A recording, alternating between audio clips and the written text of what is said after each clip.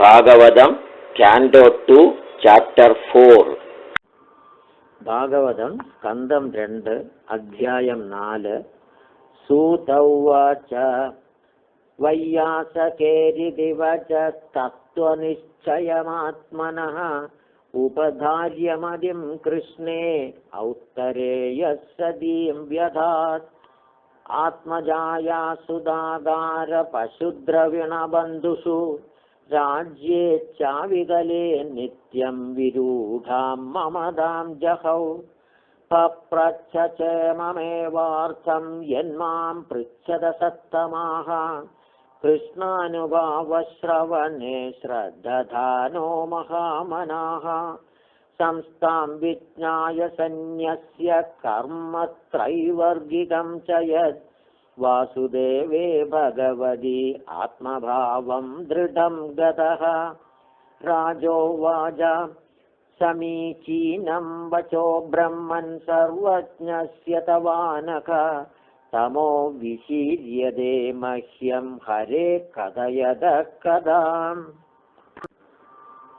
ഭൂയ ഏവ വിവിത്സാമി ഭഗവാനാത്മമായയാ യഥേദം സൃജതേ വിശ്വം ദുർവിഭാവ്യമധീശ്വരൈഃ യഥാ ഗോപായതി വിഭുർയഥാ സംയച്ഛതേ പുനഃ യാം യാം ശക്തിമുപാശ്രിത്യ പുരുഷക്തി പരപുമാൻ ആത്മാനം ക്രീഡയൻ ക്രീഡൻ കരോതി വികരോതി ച നൂനം ഭഗവതോ ബ്രഹ്മൻ ഹരേരദ്ഭുതകർമ്മണഃ ദുർവിഭാവ്യമിവാഭാതി കവിഭിശ്ചാവിചേഷ്ടിതം യഥാ ഗുണാൻസ്തു പ്രകൃതേർയുഗപക്രമശോഭി വാ ബിഭർത്തി ഭൂരിശസ്ത്വേക കുർവൻ കർമാണി ജന്മഭിഃ വിചികിത്സതമേ തന്മേ ബ്രവീതു ഭഗവാൻ യഥാ ശാബ്ദേ ബ്രഹ്മണി നിഷ്ണാദ പരസ്മിംശ്ച ഭവാൻ ഖലു. സൂത ഉവാച ഇത്യുപമന്ത്രിതോ രാജ്ഞാ ഗുണാനുകഥനേ ഹരേഃ ഋഷികേശമനുസ്മൃത്യ പ്രതിവക്തും പ്രചക്രമേ. ശ്രീശുക ഉവാച നമഃ പരസ്മൈ പുരുഷായ ഭൂയസേ സദുദ്ഭവസ്ഥാനനിരോധലീലയാ ഗൃഹീതശക്തിത്രിതയായ ദേഹിനാമന്തർഭവായാനുപലക്ഷ്യ വർത്മനെ. ഭൂയോ നമഃ സദ്വ്രജിനച്യുതേ സദാമസംഭവായാഖില സത്വമൂർത്തയേ പുംസാം പുനഃ പാരമഹംസ്യ ആശ്രമേ വ്യവസ്ഥിതാനാമനുമൃഗ്യദാശുഷേ.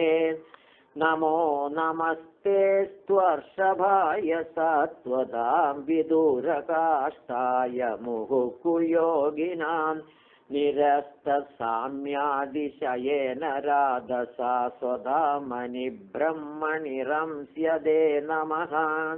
യത്കീർത്തനം യത്സ്മരണം യദീക്ഷണം യദ്വന്ദനം യശ്രവണം യദർഹണം ലോകസ്യ സദ്യോ വിധുനോതി കൽമഷം തസ്മൈ സുഭദ്രശ്രവസേ നമോ നമഃ.